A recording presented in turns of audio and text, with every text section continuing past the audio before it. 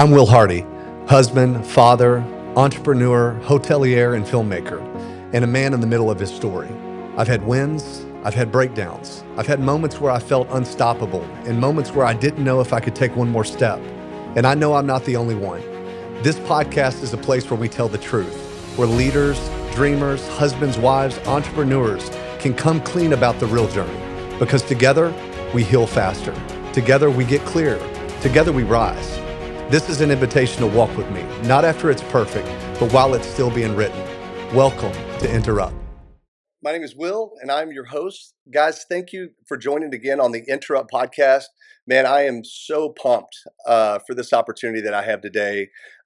Today's guest is Finn Wittrock, the Emmy-nominated actor whose work has defined intensity and range across film and television, a Juilliard-trained performer from Lenox, Massachusetts. Finn broke out with a chilling career-making turn as Danny Mott on the American Horror Story Freak Show, earning his first Primetime Emmy nomination. He received a second Emmy nod for The Assassination of Gianni Versace, American Crime Story, and has delivered unforgettable performances in The Big Short, Unbroken, La La Land, and My All-American, and many, many more. Recently, Finn has taken on one of his most ambitious roles yet, starring as Milton Hershey in the upcoming biopic Hershey Project, a film that chronicles the visionary chocolatiers' life and struggle to build legacy, who was the founder of the Hershey Company, obviously, and that is set to come out later this year. I can't wait to talk about that. He's an actor who disappears into roles, yet leaves a lasting impression every single time. He's a faithful husband, a father of two beautiful children, and today we get the great privilege to go beyond the character and into the man behind the character. Finn, welcome to the EnterUp Podcast, brother. So good to have you, man. Thank you so much for having me. This is so exciting. Talking about myself, my favorite subject. Listen, dude, I know that piece is probably always a little bit awkward, but come on, man. You've done some tremendous things, and we have had the chance here recently to work together on that Hershey project that we talked about, and I am happy to say that I'm one of the producers on the film. Took 18 years to get that project made, brother. Wrote that original script with a dear friend of mine, Michael Fulcher, 18 years ago, as I was coming out of a lung collapse, bedridden, and he was shot in the war. And man, we got to work. And so never in a million years did we know it would take that long to get it done. But longer than you think. And I'm trying to think, man, 18 years ago, gosh, you would have been in, 18, 22 or not 3. As young as you think, but yeah. Yeah, not to share your age, but you would have been in your early 20s, man. Yeah. I think we originally wrote it thinking, it would be Robert Downey Jr. Or Matt Damon, and thank God we waited. Thank God we waited 18 years because we got the right guy. But seriously, man, thank you for being on the podcast. Tell me what's going on with your life, man. We're here to talk about you today. Yeah, I'm in a kind of a in between spell right now. I'm about to go off and do a movie in Toronto, which probably shouldn't talk about just yet because it hasn't been announced. But I came off of another project in Toronto as well, and another project that was also in Toronto. So it's a long journey from LA to Toronto, but I seem to be making it a lot for a few different reasons. But the last 2 months I've sort of been here and been mostly domestic life. I'm in a funny job that I have especially because so many things don't film in LA. So it's like, as a dad, I'm kind of all or nothing. I'm like here all the time doing the thing, or I'm gone. So it's like the absence is very severe. Other parents have like a real 9 to 5, and so they have a sort of system where they see their kids and they don't see their kids. For me, it's like I see them or I don't. Absolutely. Anyway, that's where I am at the moment, but I'm gearing up to go to this other project, so it will be a time of absence that we're sort of preparing them for. Yeah, man, I get it. No, I got the great privilege of meeting your lovely wife and seeing your children on set at Hershey. And there's no doubt you're very intentional in that space, which means a lot to me personally.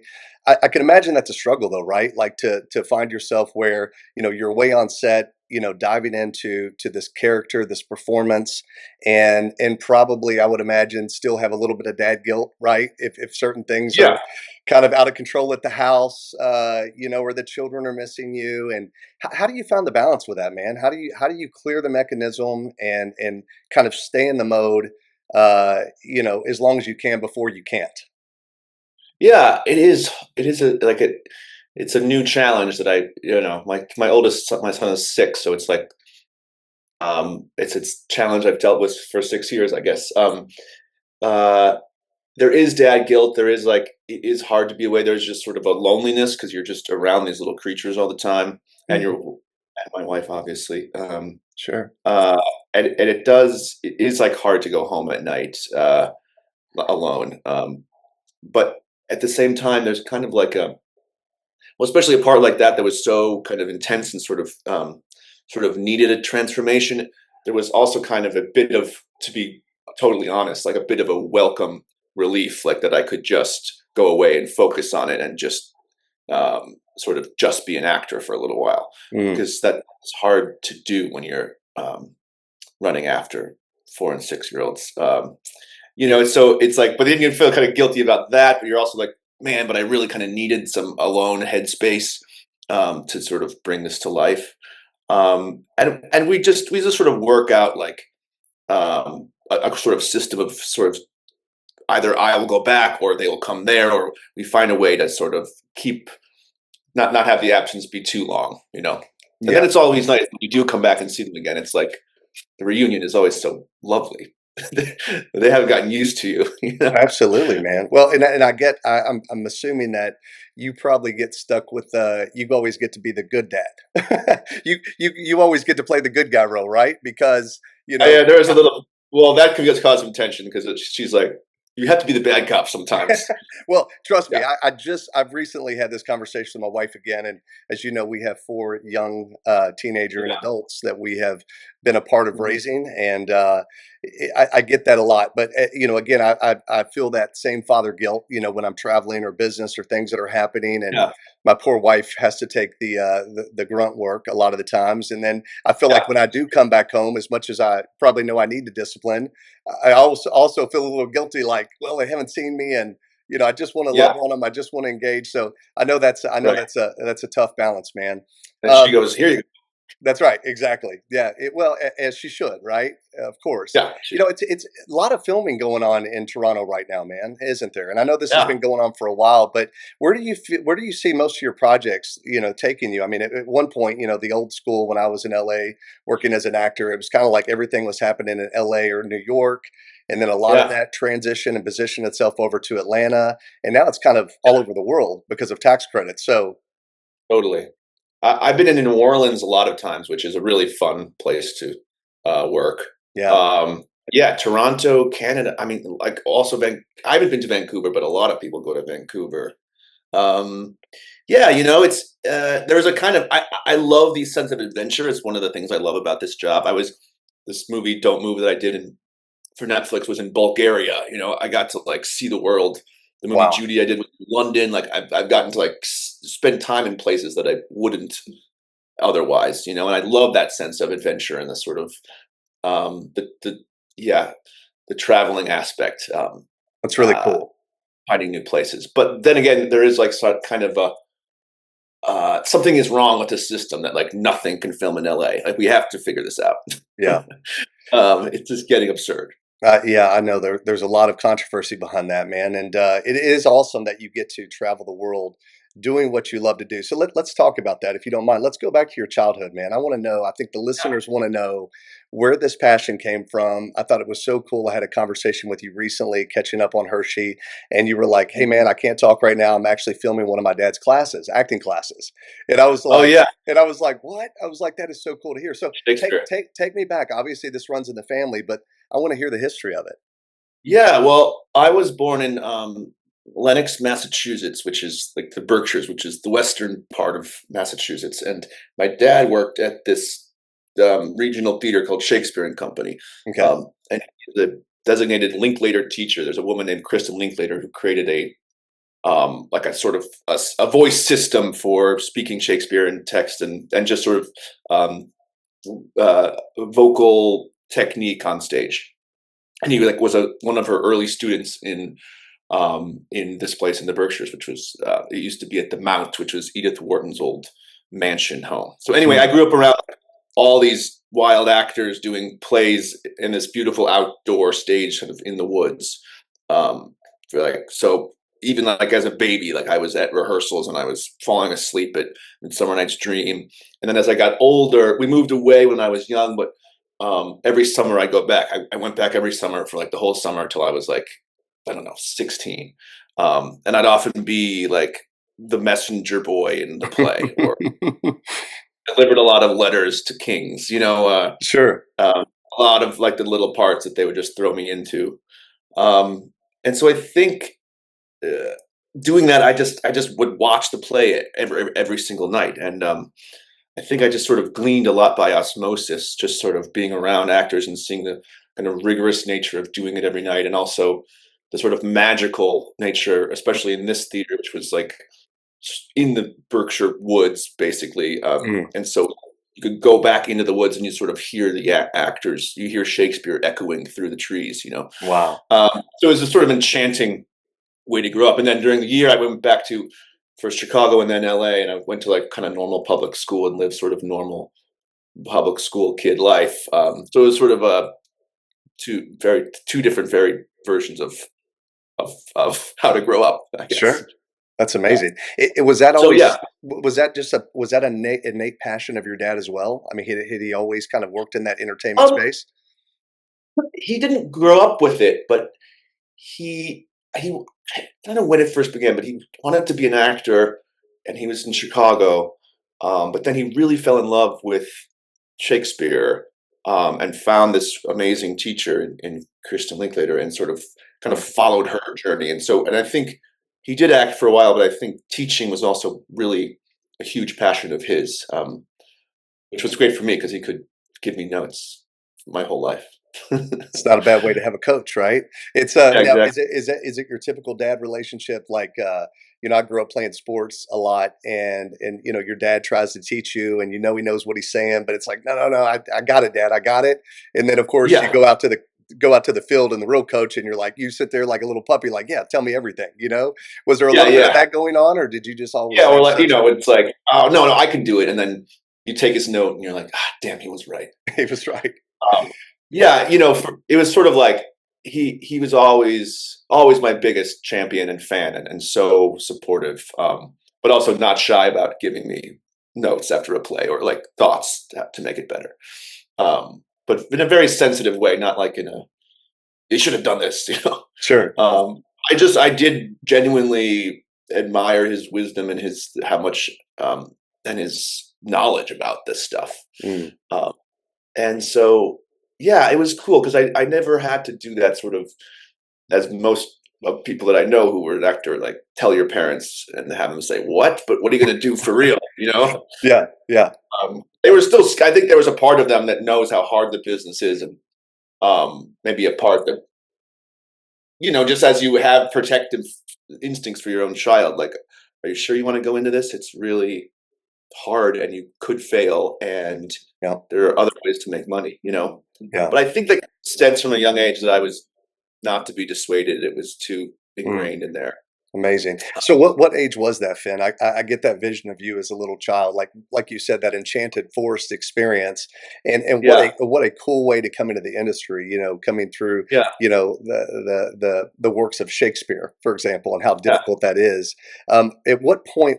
When did the bug hit you? At what age were you when you said, "This is where I see myself"? I mean, I think I first told my mom when I was like 7. I was on a play, and I was like, I feel at home here. Mm, Uh, and I think there was like, I was a kid, and like I was into it, I wasn't into it.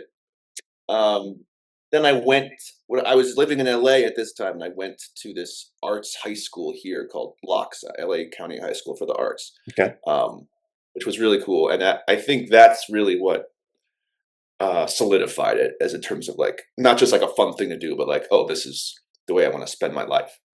Absolutely. Um, Yeah. All right. So take us through that journey, right? So this is what you Yeah. want to do. You had a relatively normal childhood, right? I mean, your parents seem very grounded in that respect. Yeah.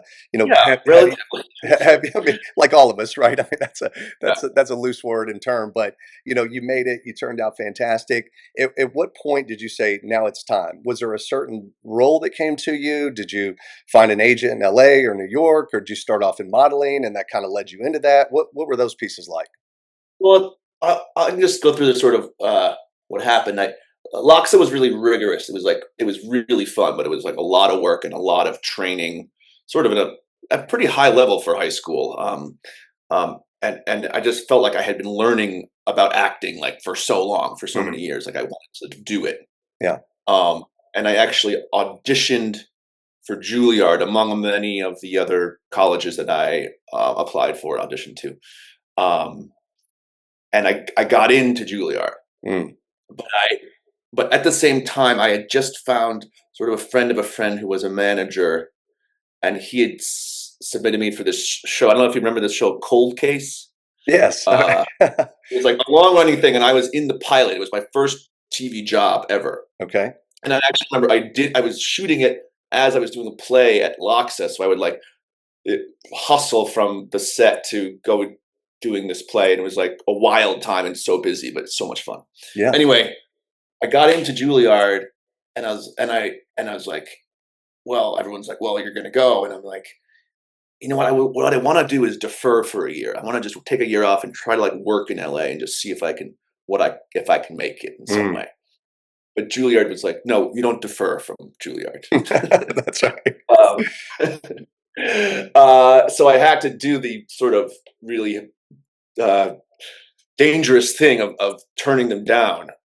Wow. I turned them down, and I worked in LA for a year. And I got like some other guest stars, and I was in this movie which some people still recognize me from, Halloween Town High, onto the Disney Channel. Really, That's great, man.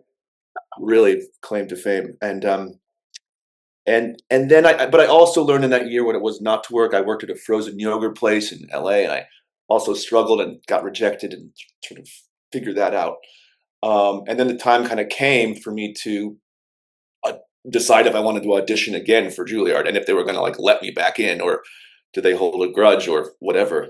Yeah. And so I did. I flew back out to New York and I auditioned a second time, and I got in a second time. Wow.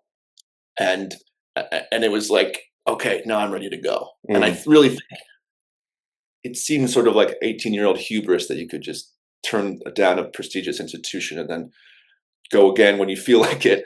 But I'm really glad I did, because first of all, I think it helped me sort of learn the ropes of like actually being an actor in the world. Um, but also like I learned that there was more to learn, and I was ready to sort of go back and study more. Yeah. So, So then Juilliard sort of was consumed 4 years of my life. my gosh, man, I can't. I mean, yeah. What a ballsy move there, buddy. It was I mean, ballsy. just to see Would I that. do it again? I don't know. But it I was just it 18 really just and shows your on level top of of the world. it shows your level of passion. It shows your level of talent. And Juilliard knew they had a good thing in you, man. So what was that experience like? Those 4 years there. I believe you met your wife there as well. Is that correct? Yeah, So she was so a she so I'm sure that yeah, was an intense training process. But looking back on that, yeah. was that everything you hoped it would be? It was, yeah. I think especially when you're 19, like 4 years seems so daunting, and like, my God, how can you even study acting for 4 years?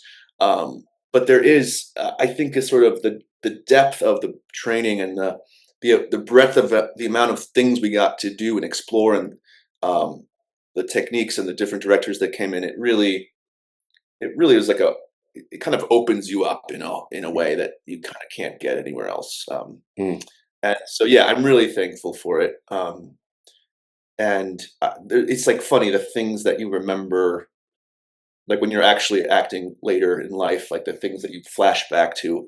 Mhm. Like it's often like first year of acting, like the very basic things that I thought at the time were so kind of tedious, and like, can we get to the scene work, please? But these like exercises of just like What does the room you're in actually look like? Where were you just now before you were in this scene? Like just the very basic stuff. I find that like that's the stuff I keep coming back to when Mm. I'm actually acting. Um, yeah, So cool, man. Did yes, it was. so It while you also were really helped me meet some people afterwards, and like the connections you make sort of can really help you along. absolutely. So when you're at Juilliard, are you still able to have an agent, a manager? Can you still go on auditions, or are they very strict about you're here for one reason and we need your full attention Basically, for tell you 4 like you years? cannot work. Wow, amazing. Some people work a little in the summer, like people do like summer theater, but it's also hard. I mean, there's like literally no time. Like you know, we're there like 12 hours a day, and often on the weekends rehearsing something else for the next week. Like it's so completely immersive that I don't even know if you wanted to. So yeah, you're kind of off the grid. And I was really lucky that my manager, Jim Weisenbach, stayed with me through it all and sort of just waited till I was done. Wow. And then sort of was like, "You ready to jump back in here?" So you would Yeah. have been 23, 24 maybe at that point when you Yeah. graduated? 23, I graduated, yeah. Yeah. And did you get married shortly after that, or what was that We were process? together, no, I think it was, uh, we got married in 2014, and we graduated in 2008. That's how long ago it was. So Yeah. there's a lot of time when my wife was dancing, like, in Chicago, and I was working in New York, and then we have this there's a I mean, it's too long to get into, but the amount of times that she would move back to New York, and then I would get a job in LA, Mm. a lot of long distance in those years. Yeah. We were Unbelievable. young, just Young in love, man. yeah, You'll yeah, do a lot of things when you're young and in love, which yeah. is awesome, which got you to the place you're at. So Yeah. man, I have such a respect for you as an actor, and man, just watching your immersion into Milton Hershey, what an incredible project that we were able to be a part of, and other great producers. It took a whole team to get this thing done, as you can imagine, but producers Sharon Paul and Mark Tillman and Mark Waters, the director, and Alexandria Daddario, who starred Yeah. next to you as Kitty, as well as an all-star cast, David Constable, a lot of great people and talent. Um, that was an incredible experience. But I'm just curious for the audience, like, what is your preparation style? I've heard things from like Benicio del Toro, where he's like, I sit down, I read the script 15 times, Yeah. with no biased opinion, just but I got to get it in me 15 times before I even go to dissect the character. What's your Yeah. process like? It's like it kind of changes role by role in terms of where I start and the sort of daily regimen.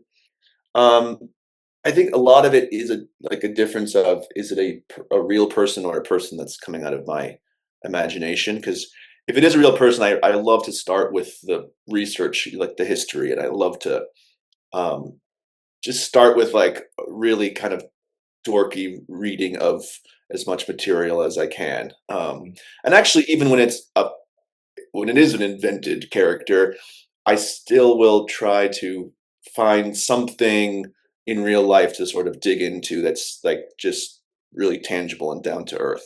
Like when I was doing Dandy Mott, that crazy rich kid, um, I start because my mom was an occupational therapist, and so she gave me some books about like um, child development, Mm, and so I sort of started from a very kind of scientific analysis of it, and like what happens if a kid sort of doesn't develop into an adult in a way, and mm, sort of takes them over, and that's sort of what I jumped off with Dandy, is sort of a grown up child. Um, uh, so yeah, I kind of start in a very, I guess, in an intellectual way. Um, and then I sort of see how that translates into my body, because I do think I often don't find the character until I've lived in it a little while. Whether that means some like hook inside, whether it's vocally or physically, something that's like clicks. Like with Dandy, I don't know why I'm talking about him again, but I Well, you were my mom's. phenomenal. You were phenomenal in that, bro. So Oh, thanks. please talk I'm about thinking that. about it recently. Well, my mom was really against those walker things that babies have, where their feet don't touch the ground. It's sort of teaching them how to walk. Right.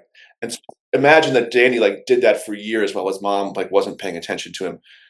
And so he had this pigeon-toed way of walking. Mm. And if you see any full body shots, I'm pigeon-toed the whole movie, the whole series. Yeah. And once I did that to my feet, suddenly this whole character sort of came to life, fruition.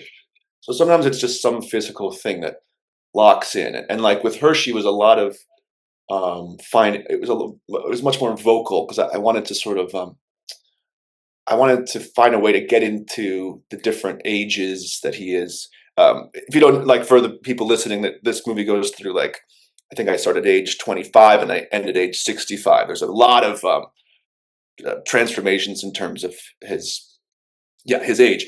And so I knew that it was going to be a real challenge to sort of, and because often in a day I'd be 25 in the beginning of the day and then 30 in the middle of the day. And then by the end I was old.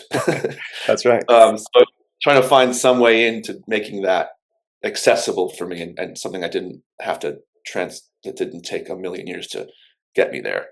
And so I just found a sort of vocal pattern that started to feel right. And I had this single recording of Milton Hershey, which when he was really old. Mm. Not that I even was really doing an impression of that, but I would listen to it and it would sort of hook me in, So often it's one little hook that sort of gets you there. But then, on top of that, there's weeks and months of planning and imagination and research and all that stuff sort of thrown together. Yeah, so cool, man. It makes complete sense, dude. It's fascinating, and your process. I mean, I can picture you just taking that step, right, the pigeon-toed step, and all of a sudden, just something kind of clicks where it just becomes familiar to you at that point. You own it, right? You're owning the character. Yeah. I'm curious, when because you get scripts all the time, right? And you're and this business is very relational. We know that, right? You've worked with a lot of the same, producers and directors, and that's what I love about the industry. But when you get a project pitched to you, what are you looking for, Finn? Is it just seasonal? Is it timing? Is it age? Is it something to challenge you? What's your first instinct when you look at a project? Yeah. I mean, I guess often my actual first instinct is, have I done this before? Something like it. And if I have, I might steer away from it. My second, though, is just who's involved, who's the director, who am I working with? Because that is really, especially as you get older, that is the most important thing. It's to surround yourself with other good creative people who are also cool people, because it's really not. It should be a delightful thing to do with your life, and if you're surrounded by toxic shit, it's really stuff. Sorry. Yeah, no, it's you're good, man. Not worth it. Not worth it. So yeah, and I don't know. It's hard to kind of quantify. You sort of just know it if you know it. Uh, there's some little instinct inside you that sort of either gets tingled or it doesn't. It's hard to sort of know what that is intellectually, but it's often just sort of a feeling of if I'm reading this for the second time, am I leaning in and I'm excited to read it again, or am I dreading it, which often can happen as I'm deciding to do a part. And if you're dreading it, you're probably your instinct's probably onto something that you're not even aware of yet. Sure. Well, you have become a phenomenal leading man, and your career is blowing up, brother. And I'm so proud to watch this. I'm just curious. Obviously there was a day that I remember where I'd go on many auditions, and you don't even get a call back, or you get the door slammed in your face, or they go next. And you just you got to kind of rub that, just shake off the shoulders. But in your career now, are you finding are you still going through the auditioning process a lot, or are most of the roles that are coming to you are just gifted? They're just no, this is the guy. We want him to play this. I'm right in the middle there. My career is in a sort of just, I'm at a place where it's neither high nor low. Like, I'm still auditioning, yes, for bigger projects. Ironically, these days, the auditions are happening for TV Mm, and the offers are happening for movies, which sort of shows the topsy-turviness of the world. Um, but I am still auditioning. I'm still making tapes for stuff, and then at the same time, I do get offered like other great projects. So I'm sort of in the middle, and it's a funny place to be. Uh, but I do like. I mean, I don't like auditioning. It's like auditioning is its own special skill. It's almost like it is acting, but it's like it's like a um, hypothetical acting. It's like if I were to do the character, this is close to what I'd be doing. mm, Because I've had 3 days to work on it. This is not like a fully formed thing. And that's what's so hard about it is like, often if I'm auditioning, I'm like, if I had a month to work on this, it would be really good. But I'm just kind of guessing right now. sure. And I think as you say that, you just kind of get better at guessing, So hopefully. good. If you gotten past, do you still get nervous? Like, I mean, every actor has, they get starstruck, right? Or I can imagine there was a Yeah. role at some point where you walk in and you're sitting in front of that director that you go, oh my God, I've adored that person for so long, or that lead role actor or actress. What was that moment for you, Finn? What do you remember that Oh man. moment? Can you go back to that one moment you walked on set and you were like, holy shit, it's that guy or it's that girl? Well, yeah. I mean, I'll tell you it's actually a play.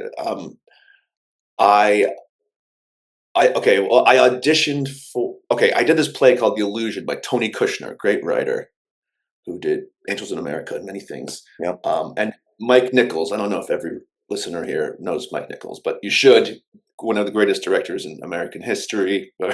Well, yeah, yeah, that's so hyperbolic. Sure. But he came and saw that play that I did, and because he had directed Angels in America, the movie. And after a few weeks later, I get a call up. I was living in LA again to audition for Mike Nichols, who's doing Death of a Salesman with Philip Seymour Hoffman. Yes. Great So I story. fly myself back out to New York. I walk into this audition room with literally every male actor in New York City, who I was like basically all of my competition for many years. And I walk in and there's Mike, and I'm like, I was like so just daunted and yes, starstruck, and I'm like, how the fuck am I going to act this? But I did, and then at the end of the audition, he says, "Can you come back in a while and audition for Scott?" It was Scott Rudin who's producing it. And then I went to Central Park and had a sandwich, and then I came back and auditioned. Rudin, who was there, and Mike Nichols again, and then I found out that later that day that I got the part. Phenomenal. But it was so daunting and nerve wracking and scary.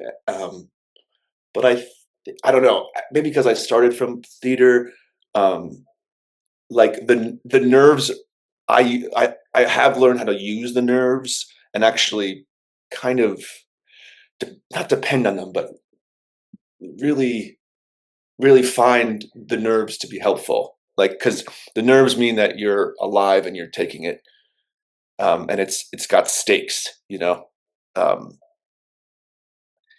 if you're a lot of these days we're doing self tapes for auditioning, and it's really hard to get up the nerves when you're in your garage doing it with your buddy and you can do it a million times, Mhm. that kind of that jitteriness, those butterflies. I think those are like food for an actor. They can lead you to like heights that you didn't think you could were possible if you kind of let them do their thing. So you're saying that's a good thing? Is it just Yeah. because it produces a level of adrenaline or Yes. a focus and attention, basically? Yes. All of that. And I think because it's scary, it makes you do scarier things and make scarier choices that you Mm, maybe didn't come up with beforehand. yeah. So cool. So that had to be a big turning point for your career, right? When you got Death of a Salesman. I mean, that It seems like was. It that was a was, huge. I think it was kind of what they would say a break in a way. yeah. Uh, yeah, I remember walking into the first day of rehearsal, talk about like starstruck, and there's Philip Seymour Hoffman just like staring at the set. And like at that point in my life, I had not really met many celebrities of that caliber, Mm. and there was for the first days of rehearsal like a imposter syndrome. Like I'm not supposed to be Like, here. yeah, how the hell? They made a mistake on the casting list. They're going to Gosh. figure this out soon enough. Dude, But then eventually, how did you sort of, how did you press through that, man? I mean, I'm serious. I mean, you're still a young actor, right? You're sitting yeah, there with the best talent of the world. Uh, I mean, I can imagine the intimidation, right, and the imposter yeah. syndrome, as you called it.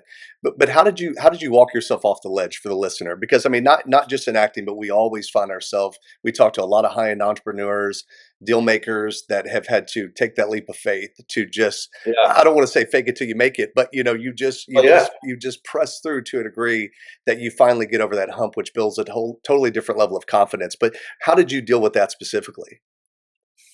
I was first of all very lucky because it was like Mike Nichols, Andrew Garfield, Philip Seymour Hoffman. They were all very genuinely open and down to earth people that um, it took a little while to sort because they're kind of like also maybe a little like who is this kid? But like it happened where they just let me just open their arms to me and let me into the fold.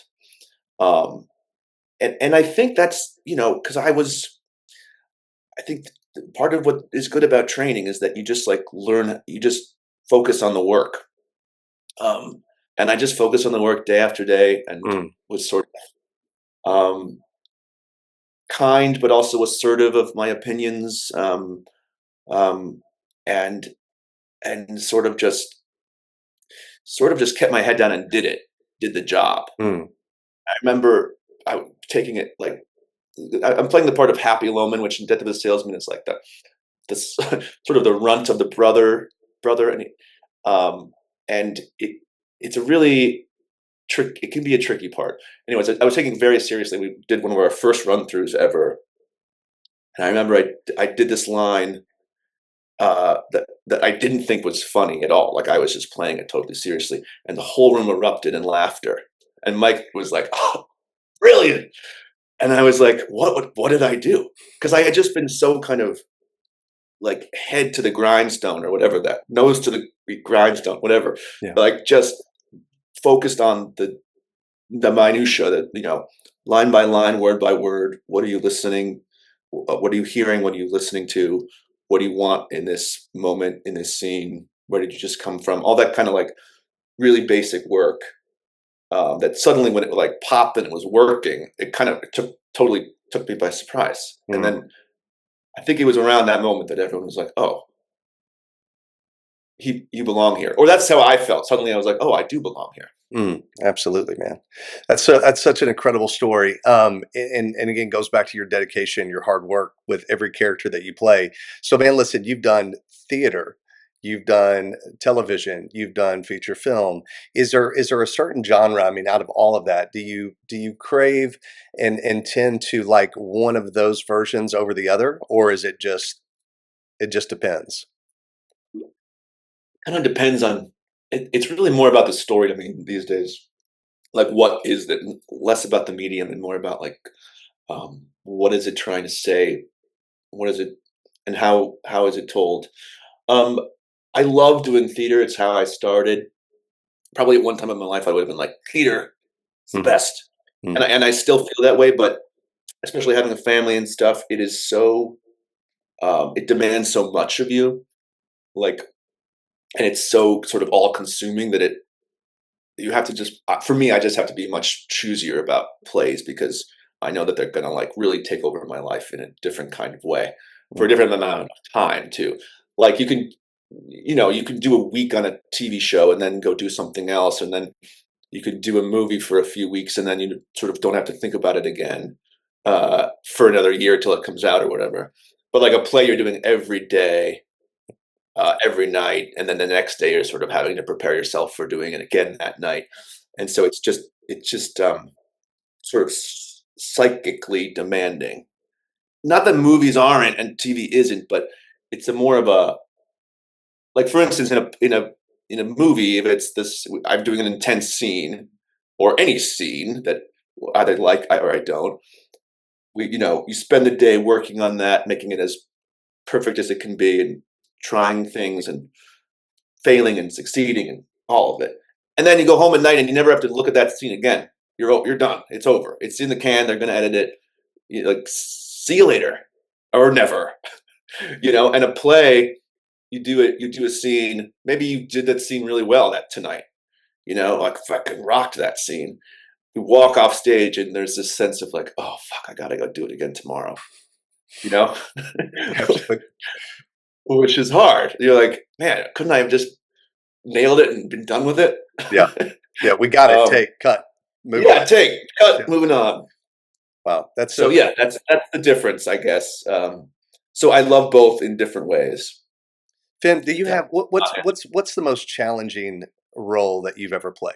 Is there one that just sticks out in your mind that you look back and you go, that was incredibly difficult? I don't have the biggest part in it, but I was in this movie Unbroken that Angelina Jolie directed. Yep. And I had this huge Great movie. physical transformation to make, which was I'm dying on this raft with two other guys, and we had to lose all this weight, and it was so much. Like, it took over my whole life. Wow. How much did you lose, Finn? I'm usually around 170. At my very lowest, I weighed myself, and I was like 129.8. Oh, really? How much? That was like the absolute nadir, like the lowest of the low. Jeez, bro. How much time did you have to do that? Like, when you got the part? Like 3 months. Like, I started in August, I think, and then I did it by myself in New York City, and then went to Australia. And luckily in Australia, they had a great nutritionist who, like, basically just gave us every meal, which was small meals, like 2 crackers given to us. Yeah, I remember one morning after a long, like an 18-hour fast. You do these intermittent fasts, which really does help. Oh yeah. But I was like, my breakfast was going to be delivered at 8 a.m. I was like so excited because I was so hungry. And my breakfast, this little box came at 8 a.m. and I was like, here we go. Opened it up and it was a bowl of blueberries. There you go. I love it, man. And you're saying for 3 months they would put you on 18-hour intermittent fasting experiences, give you it would change a little during the week. It was like 12 and then 8 and then a longer one. Yeah. So I've done a lot of fasting myself, and I do believe that there's a lot of great health benefits in fasting. For sure. Of course, good thing you had a nutritionist to kind of walk alongside of you. But at any point as you're walking through this, did it create a lot of mental fatigue and exhaustion? Oh God, yeah. That's tough, right? Mental fatigue, physical fatigue. Like, we would just get tired. Like just your body would just ache. I'm sure, right? Just aching. Yeah. And also what was surprising was cold, like, because all your body fat gets burned away. And so we would just be like shivering, like, no matter what, just like blankets over us. We had to do these like scenes where they were splashing water on us because we were in a storm and literally thought we were going to get hypothermia. Crazy things that happened to you. Like, and then once I started eating again, what was crazy was this sort of like primal urge to like just consume, like overtake you. Like, if I had a plate of food, I would like a dog, just like eat until I couldn't eat anymore. Yeah. Because you kind of lose what's normal. Like, you lose is this a normal amount to eat? Like, am I full? Your body, you get really messed up. Oh, absolutely. When you go that far, I think there's a healthy way to do it. That's not like you're trying to get as skinny as possible. Well, you take like a Christian Bale, right? And how he just transforms his body in crazy ways, right? Like 100-pound differences at a time, or I've never had to gain weight, which I don't know. That'd be really well, at your age, you can probably get it back off pretty quickly. I think Russell Crowe had said that when he took one of his uh, parts after Gladiator, where he had to gain like 80 or 90 pounds, and just talked about how difficult it was to actually ever try to get that back off again. totally. But you're pushing your body through these extreme measures. Yeah. You've got Angelina Jolie directing you, right? You're on this raft in the middle of the Yeah. nowhere, right? It's sun beating down on you. And of course, a lot of that I'm sure was, green screen or whatnot.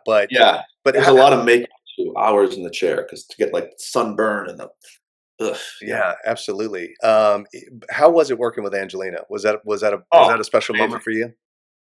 Very special.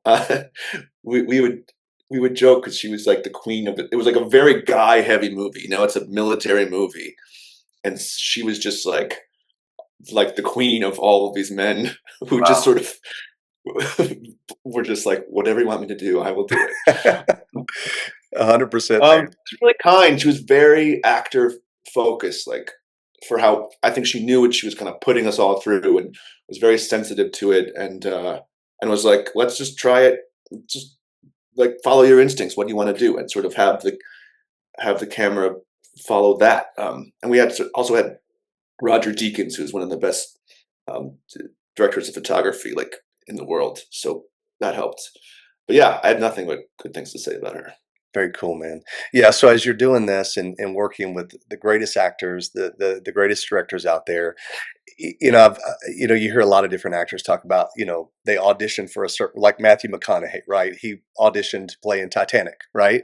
And All I'm right. sure there's moments where you as an actor, you pour your heart out for a certain project. You're just like, this is it, this is me, it's got to be me, and then boom, you don't get the job, right? Do you Oh have yeah. those moments where, a year and a half later, you see that person on the screen, and you kind of just have that thought in the back of your mind that goes, you know what, they casted the right person? Does that happen? Yeah, you have to.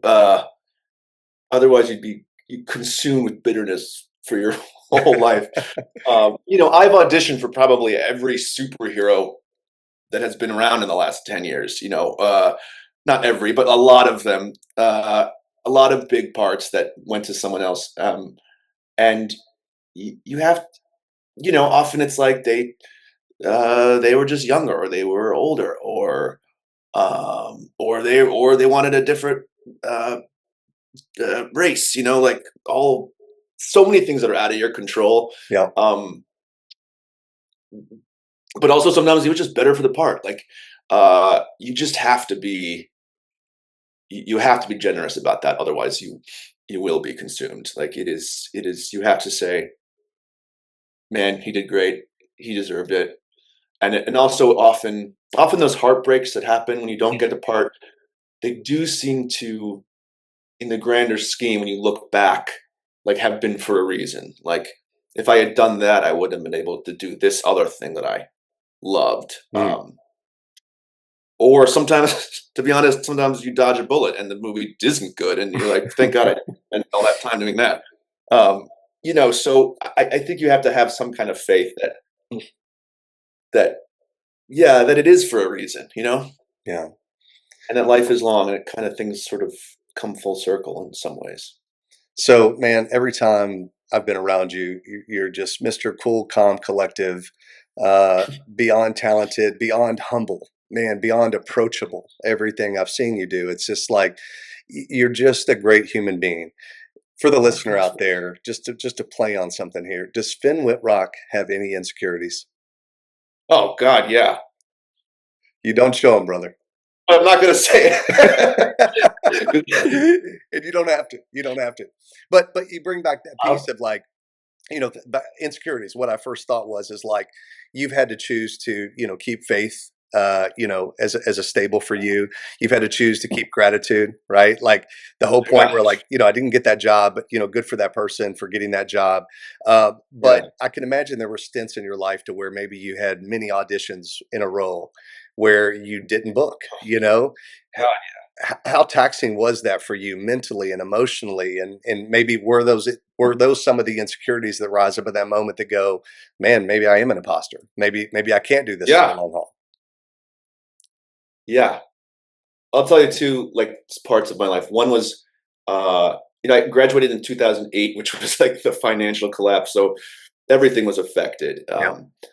I did 2 plays just after school, and then I think I was done with Romeo and Juliet in like October, and I auditioned for lots of things, but I did not work for basically a whole year until the next, till the next summer. I think it was like the next August or September. And it was like I had just gotten out of school. I was like, when you leave that school, especially, you think that the red carpet's going to roll out for you. Hmm. The build-up is so, in some ways, not in a good way. Like they build you up to your confidence is so high that then when you get rejected over and over, it is like a huge fall and a huge blow. Mm. And I was lucky that I'd had that time after high school where I learned what it was to not get a job and to have to. That was the, like, this is the year that I'm waiting tables and doing other like side jobs. I had a dog walking company with a friend for a while. Company meaning like we walked people's dogs for very little money. And it was like I thought I was like, maybe I'm just a waiter for life, which nothing wrong with that, but it was just Yeah. really disheartening, really a low point. And then like I got, and then in like a course of a week, I got this play and I got this soap opera, All My Children, which at the time was just a huge boon to me. Hmm. And then I had the next several months where I was doing this really cool young actor thing where I would shoot the pilot up on the Upper West Side, and then I would take the subway down and do my off-Broadway play.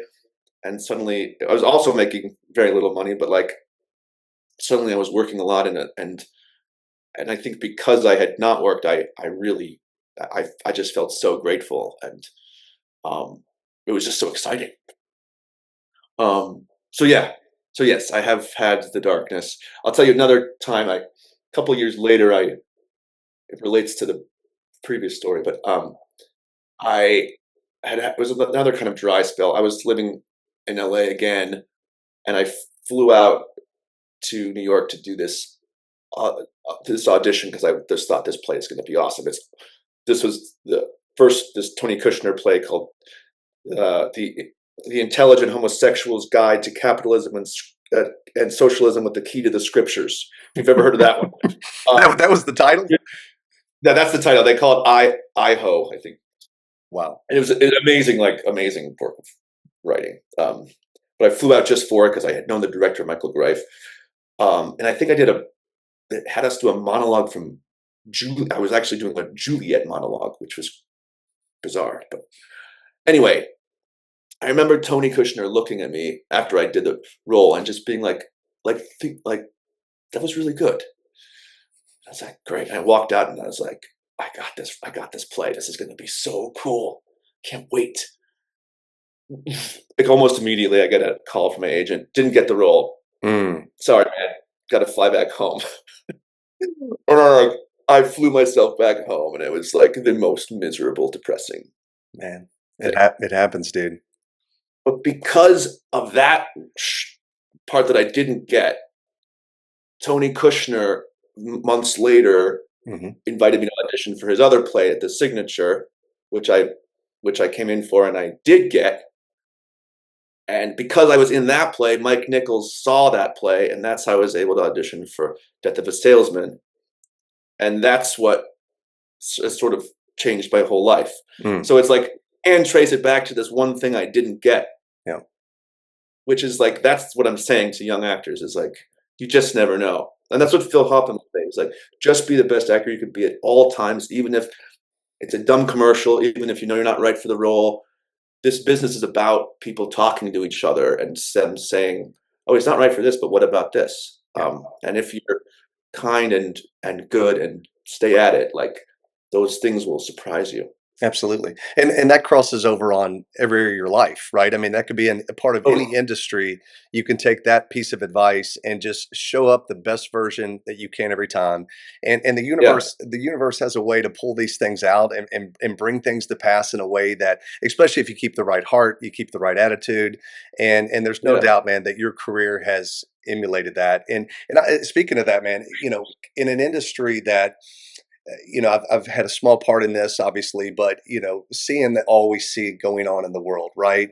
There's so many pitfalls that you can fall into in that line of work as an actor or an actress or a producer, director, whatever it is.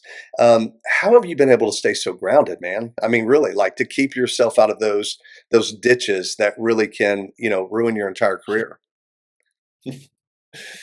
Um, I think I've just never been able to like not be aware of the crew or the other people that are working around that are like um, putting in long hours and Mm, not getting credit and not getting paid that much and like yeah.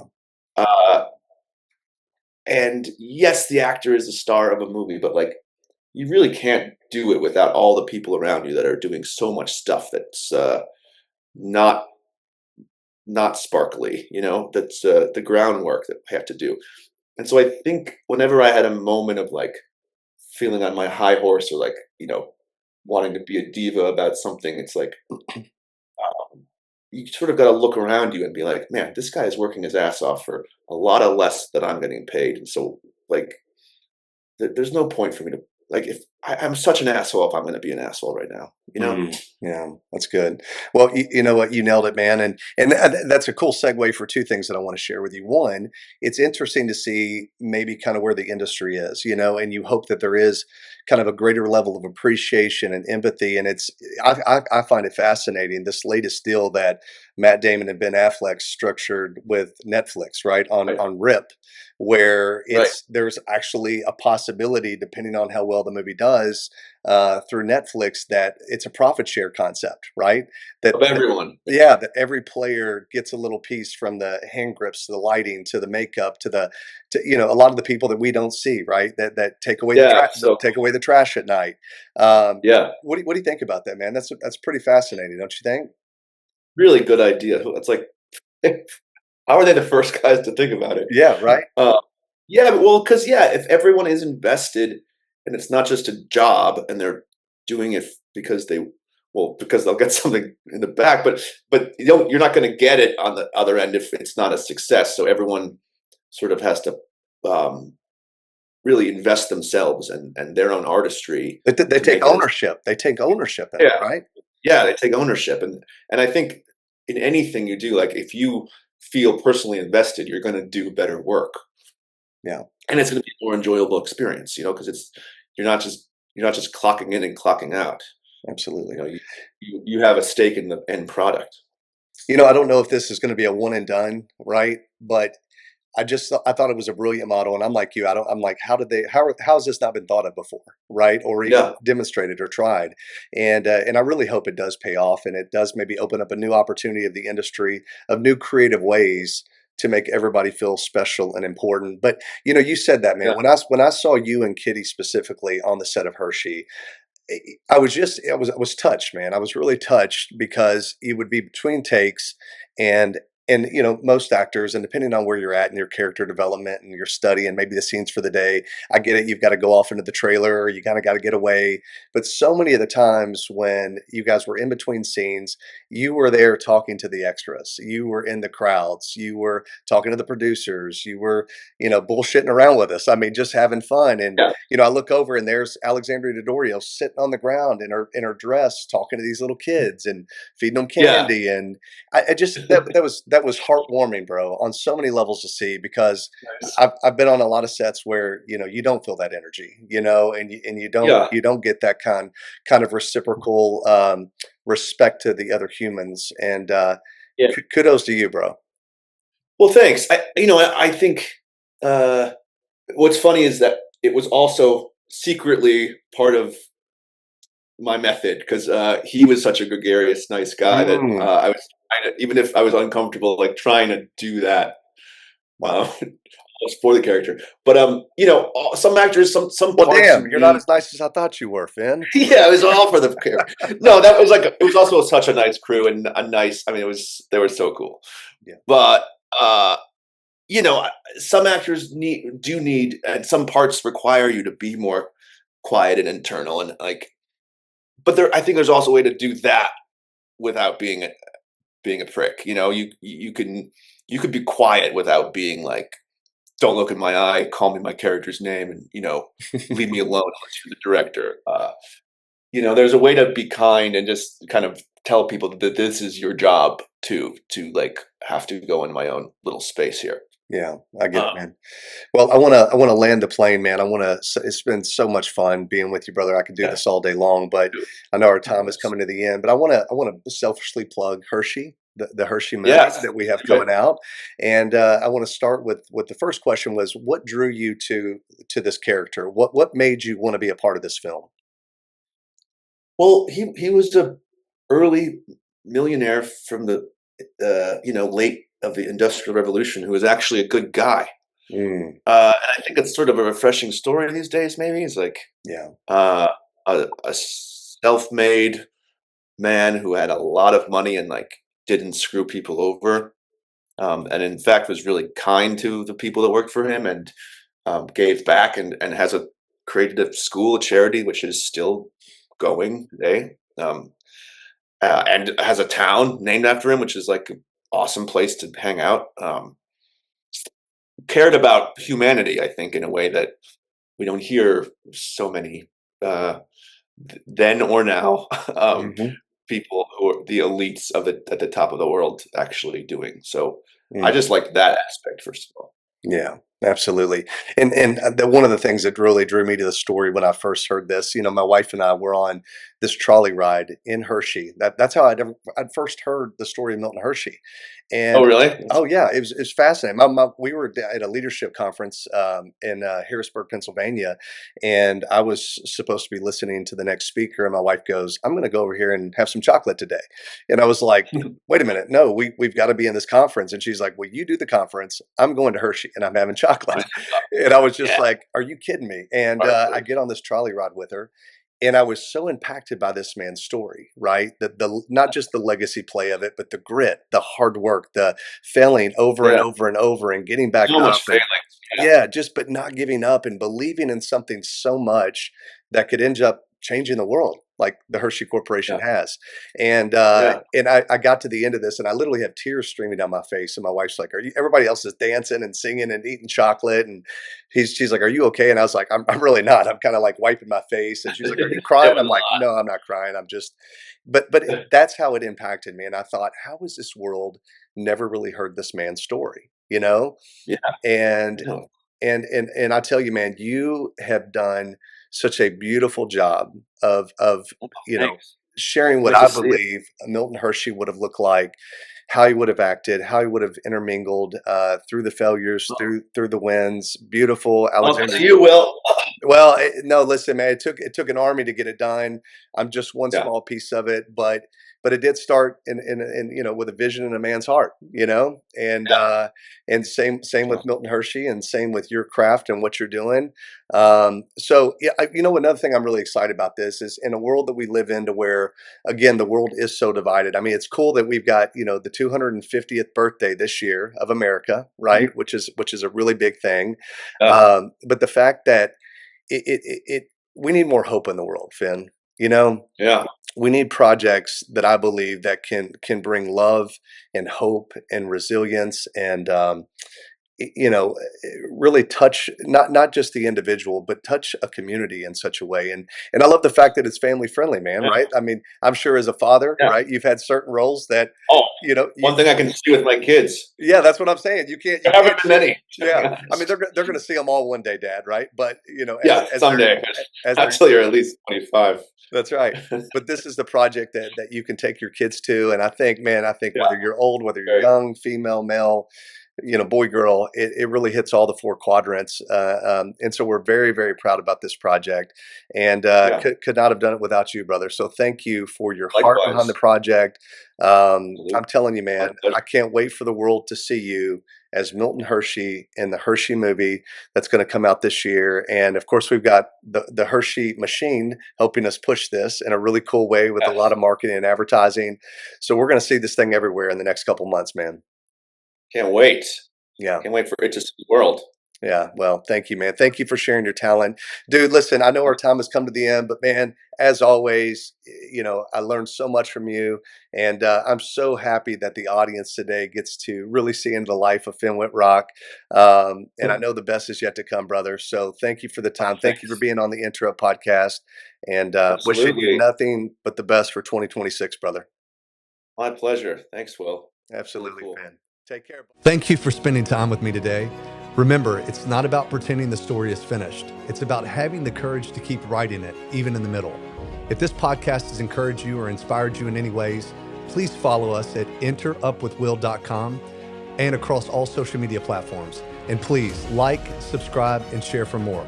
Until next time, keep showing up, keep rising, and keep choosing to enter up.